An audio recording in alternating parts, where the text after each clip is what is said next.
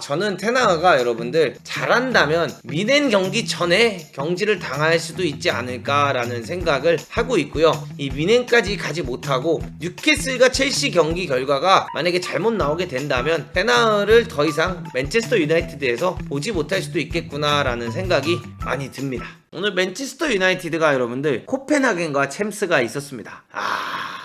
또 졌어요. 테나 아웃, 테나 아웃, 테나 아웃. 요게 맨체스터 유나이티드의 후토크입니다. 맨체스터 유나이티드 후토크 어렵지 않아요. 테나우 아웃이에요.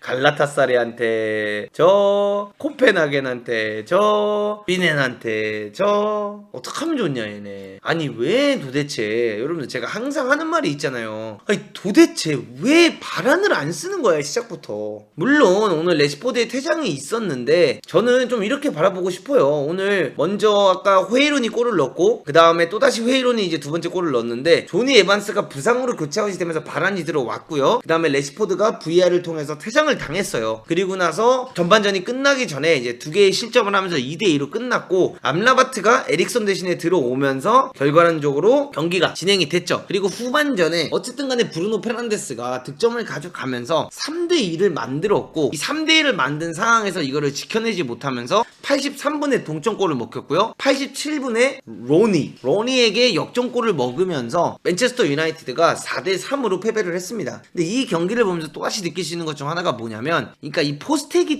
엊그저께 했던 그 선택이 결코 틀린 선택은 아닐 수도 있겠다라는 걸 좀 느꼈어요. 내려앉아서 지키기를 하고 내려앉아서 카운터택 한 방을 노리고 세트피스를 노려가지고 어떻게든 이기려고 하는 모습을 보여줬는데 결과는 역시 코펜하겐한테도 진다 이거야. 한 명이 없다 보니까 내려앉으면 이게 첼시한테 얻어맞는 게 아니라 코펜하겐한테도 한 명이 없으면 얻어맞을 수 있다라는 걸 보면서 포스텍이 선택한 그 선택이 그렇게까지 나쁜 선택은 아닐 수도 있었겠구나 라는 생각이 들면서 이 축구에 대한 생각은 역시 끝이 없구나. 이 축구를 바라보는 시선이 정말 여러 가지가 될 수 있고 여러 가지 생각을 통해서 이 경기를 가져갈 수 있구나 라는 것을 여러분들 조금 느끼는 경기이지 않았나 라는 생각을 하고요. 저는 조니 에반스 맥과이어가 먼저 뛰고 그 다음에 지금 바란이 안 뛰는 걸 보면서 테나우와 바란 사이에 무언가 있는 건가 라는 생각이 진짜 들 정도로 왜 이렇게까지 바란을 안 뛰기나 라는 생각이 들고요. 그리고 한 가지 더는 도대체 메이스 마운트 왜 넣는 거야? 아니 저 너무나도 이해가 안 가는 게 여러분들 84분에 회의론을 빼요. 근데 회의론을 빼는데 84분이면 그때까지 여러분들 경기가 3대3인 거거든요. 그러면 오늘 가장 중요한 것 중 하나는 맨체스터 유나이티드는 한 명이 퇴장당한 상태였고 원정이었어요. 코펜하겐 팬들이 그렇게 응원을 하고 있고 어떻게든 이걸 역전하길 바라면서 코펜하겐 팬들이 이렇게 막 몰아치고 있는 이 상황에서 왜 도대체 회의론을 뺄 거면 린델로프를 넣는다든가 한 명도 없는데 아니면 린델로프를 못 넣겠으면 이 벤치에 있는 다른 선수들 중에 리겔론을 넣든 좀 수비를 넣어서 조금 더 여러분들 수비적인 부분을 가져가서 이거를 지키려고 한다든가 승점 1점이라도 가져올 생각을 해야 되는데 여기서 이걸 메이스 마운트를 넣어버리면서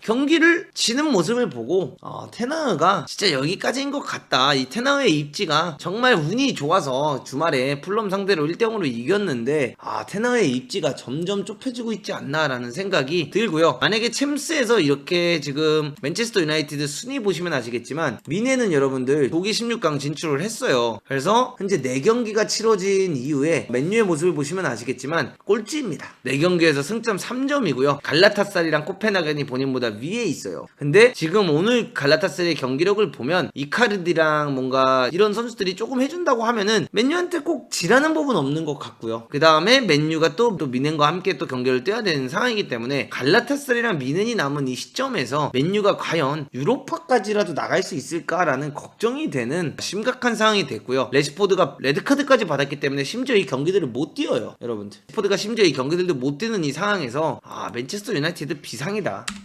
이 분위기가 점점 최악으로 가고 있고 조만간 테나우가 맨체스터 유나이티드의 감독 옷을 벗는 날이 올 것 같다라는 생각이 들고 있습니다.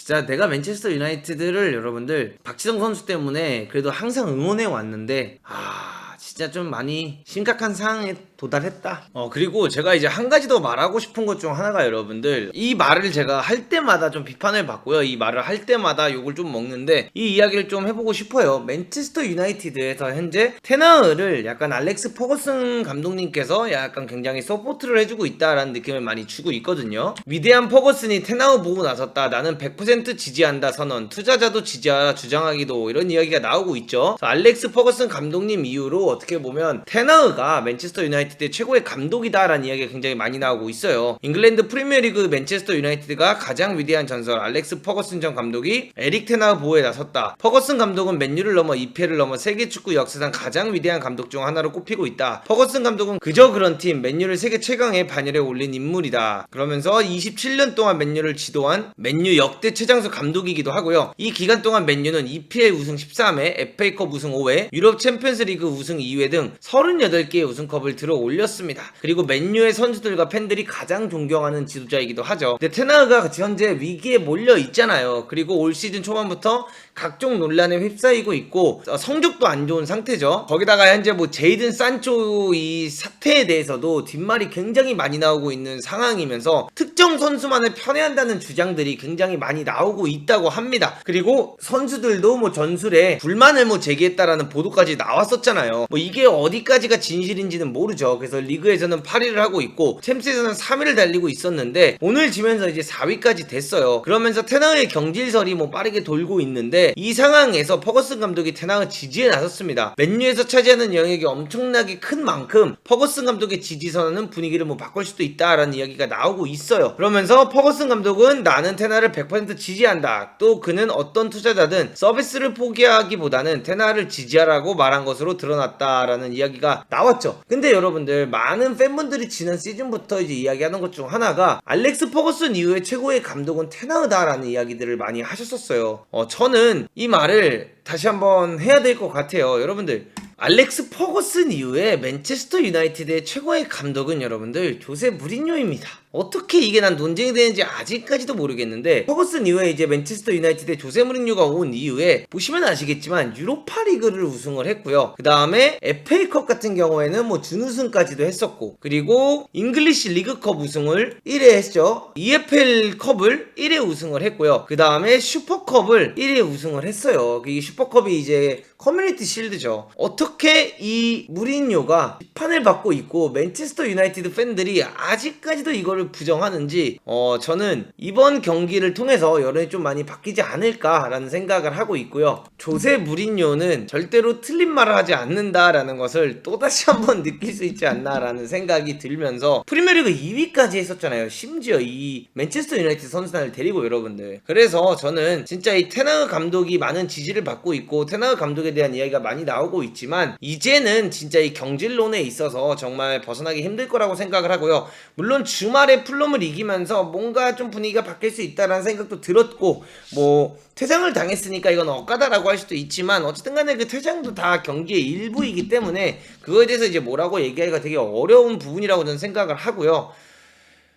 풀럼전에서도 사실상 진짜 죽다 살아난 경기 이겼다라고 저는 바라보고 있거든요. 그렇기 때문에 지금 이제 다음 맨체스터 유나이티드의 일정을 바라보면 멀리 바라볼 필요도 없는 것 같습니다.